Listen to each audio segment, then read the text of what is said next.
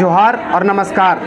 हम अभी है धनबाद जिला के एक बलियापुर प्रखंड के एक स्कूल में जिसका नाम है एनएससीबी। एनएससीबी का मतलब हुआ नेताजी सुभाष चंद्र बोस। आज 15 अगस्त है जो कि हम लोग स्वतंत्रता दिवस मनाते हैं और इस 15 अगस्त जो कि भारत में अभी 75 साल आज़ादी का हो गया और इस खुशी में हम लोग अमृत महोत्सव मना रहे हैं और हम स्कूल के सेक्रेटरी हमारे साथ हैं, उनसे हम बातचीत करेंगे। सर, सबसे पहले तो हमारे चैनल में आपका स्वागत है। यस, धन्यवाद। डॉक्टर धीराज भट्टाचार्य जी, सचिव एनएससीबी Netaji Subhash Chandra Bose public school MOCP। जी, आपको बहुत बहुत बधाई सर। आज 15 अगस्त है। आपको भी और इस वक्त पूरे देशवासियों की भी एवं यहाँ के रहने वाले व्यक्तियों को भी और हमारे प्रिय छात्र छात्राओं एवं नेताजी सुभाष चंद्र बोस स्कूल के चलाने वाले कार्यकारिणी समिति के सदस्यों को भी एवं माननीय विधायक को भी हम इसको हार्दिक रूप से अभिनंदन करते हैं। कितना खुशी लग रहा है सर, कितना उत्साहिकता है। आज 75 साल हो गया आज़ादी का, कितना खुशी लग रहा है सर। देखिए, ये खुशी की लहर है, खुशी की बात है, क्योंकि आज आज़ादी का 75वां वर्ष पूरा हो रहा है।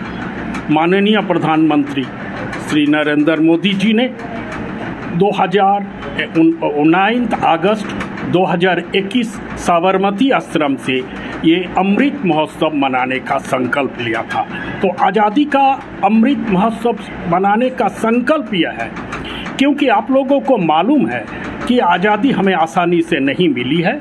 इसके लिए हमें काफ़ी तकलीफ झेलना पड़ा और इस आज़ादी को गौर से देखा जाए, इसका दो पहलू है। पहला पहलू 1857, दूसरा 1942।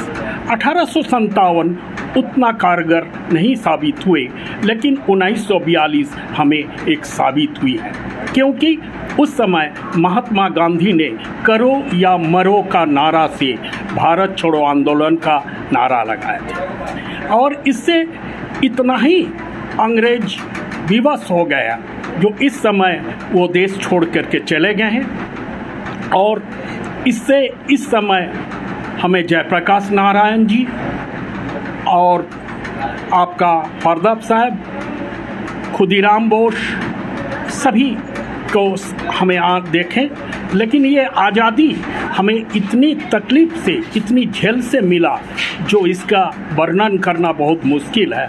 और इस अमृत शब्द का मतलब है जो हमारे सैनिक, जो देश की सपूत है, जो अपने जान विसर्जन दिया है, उसको हम सलामी करते हैं। और इसके साथ साथ उनका ऊर्जा, उनकी स्पिरिट, उनकी शक्ति, उनकी सहनशीलता, उनकी सबसे हमें सीख लेना चाहिए, ख़ास तौर पर हमें नौजवानों को नौसीख को। और मैं इस 15 अगस्त के उपलक्ष्य पर यहाँ पर मंच पर उपस्थित माननीय विधायक जी से यही रिक्वेस्ट करूँगा, ये विद्यालय एक अभूतपूर्व रूप से चल रहा है और इस विद्यालय को चलाने में काफ़ी तकलीफ करना पड़ा। और सिर्फ इतना ही नहीं, ये विद्यालय सिर्फ कुछ मकान मिल जाए तो इस महाविद्यालय को 4 चांद लगाने का हम लोगों ने आपके साथ मिल कर के प्रतिशत लगते हैं। लेकिन मैं इतना ही बोलूँगा, जो आप CSR कॉरपोरेट सोशल रेस्पॉन्सिबिलिटी के तहत भारत कोकिंग कोल लिमिटेड एवं राज्य सरकार से मिल करके यदि इस महाविद्यालय को मकान या ज़मीन उपलब्ध कराएं तो यह महाविद्यालय के लिए सबसे अच्छा संपद होगा और मैं आपके लिए इसके लिए सदा आभारी रहूँगा। इसके बाद मैं अपने बात को समाप्त करता हूँ। जय हिंद, जय भारत। आप एक शिक्षक हैं सर, इस स्कूल के सेक्रेटरी है। एक बहुत महत्वपूर्ण सवाल है, हम आपसे पूछने जा रहे हैं कि आप जिस तरह आज़ादी के बात कहें, आज़ादी क्या सही मायने में मिल चुकी है? भगत सिंह ने एक बात कहा था कि आज़ादी लेके हम कहाँ जाएंगे। आज भी भारत में शिक्षा के लिए लोग, बच्चे तरसते हैं, भूखमरी आज भी भारत में है। क्या सही मायने में आज़ादी मिल गया? ये सवाल सिर्फ आप शिक्षक है इसलिए हम ये सवाल आपसे कर रहे हैं सर। देखिए, ये जो सवाल आपने किए ये बहुत कठिन है। हमें आज़ादी मिली है, बात तो सही है, लेकिन सही मायने में अगर ठीक से निरीक्षण किया जाए तो इसको इतिहास की पन्ना अगर उलट करके देखा जाए तो जिस संकल्प के लिए मुझे मिला वो आज हम सर्वोपरि पूरा नहीं कर पा रहे हैं। लेकिन एक समय, आज़ादी के समय, हम उस समय के साथ अगर तुलना करें तो हमें बहुत कुछ मिला है। उस समय ना एक बांग्ला में कहावत है, ढल नहीं तरवाल नहीं निधिराम सरदार। उस समय हम लोग निधिराम सरदार थे। आज हम किसी को आँख को बर्दाश्त नहीं कर सकते हैं। आज हमारे पास सब कुछ है, एटॉमिक शक्ति भी हम लोग बना चुके हैं, संपन्न है देश हमारा। और हमारे विदेश शक्ति में, इंटरनेशनल बिजनेस में हमारे देश का जो अभूतपूर्व हुआ, इसके लिए माननीय प्रधानमंत्री नरेंद्र मोदी जी का हाथ है। और हम ये भी बोलेंगे, जहाँ तक युवाओं की नौकरी एक बहुत बड़ा समस्या है, पढ़ लिखना और नौकरी, इसलिए प्रयासरत है, स्कूल चल रहा है। लेकिन गवर्नमेंट का भी कुछ रूल्स को परिवर्तन करना चाहिए, जिसके लिए रिसेंटली एक आप लोगों को मालूम होगा, कलकत्ता यूनिवर्सिटीज़ के तहत दुर्गापुर एवं पटना, धनबाद हर जगह के लेकर के एक हुआ था। उसमें यही निर्णय लिया गया था, जो इस देश के विकास के लिए एजुकेशन को एक प्राइवेटलाइजेशन ना करके एकदम गवर्नमेंट में ऐसा शुरू किया जाए जिसमें सभी गरीब बच्चों पढ़ सके और देश का भला हो सके। यही अगर होता है तो इससे हमारा देश लागू होगा।